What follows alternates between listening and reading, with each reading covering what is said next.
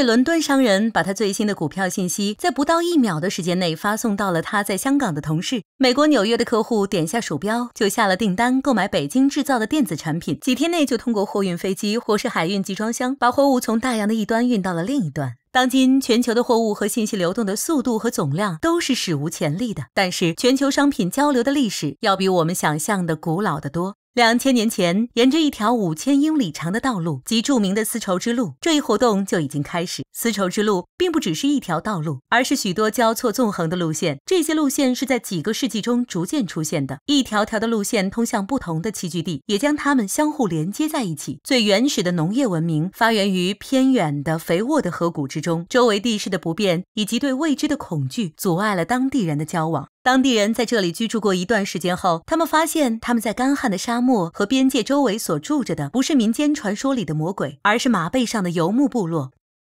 从蒙古到匈牙利遍布的西塞亚人早就跟希腊、埃及、印度以及中国有所接触，这些接触通常都不是和平的，但即使通过突袭和战争，以及贸易和保护旅行商人以换取关税，游牧民族也开始在没有直接接触的文化之间传播商品、思想和技术。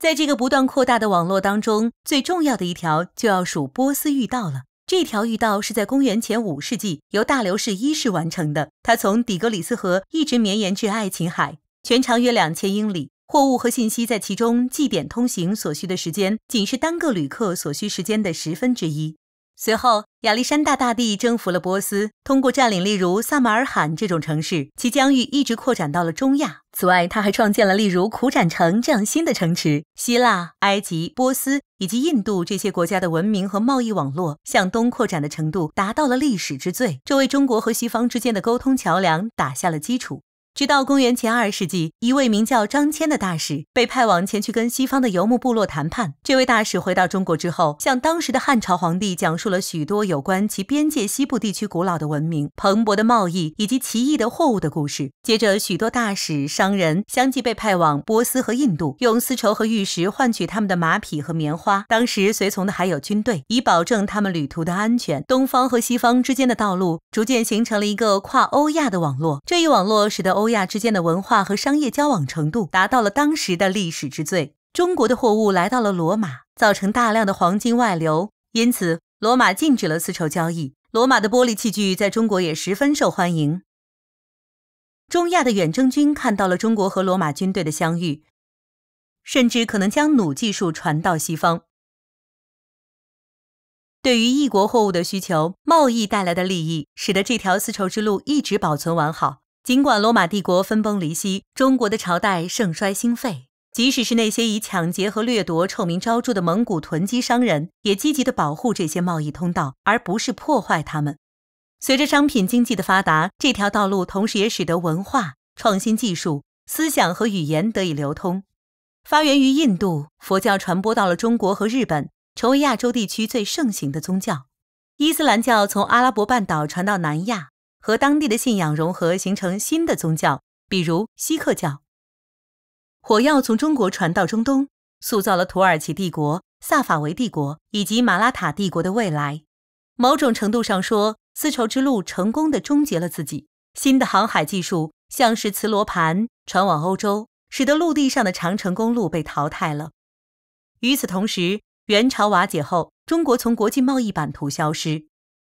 即便旧的道路和贸易网络没能长久，他们也永久改变了世界，没有倒退的可能了。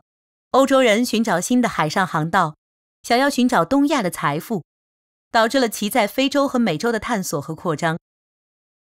今天，全球各国相互联络，无时无刻不在影响着我们的生活。加拿大消费者购买在孟加拉国制作的 T 恤，日本观众观看英国电视节目，突尼斯人使用美国的软件来组织革命。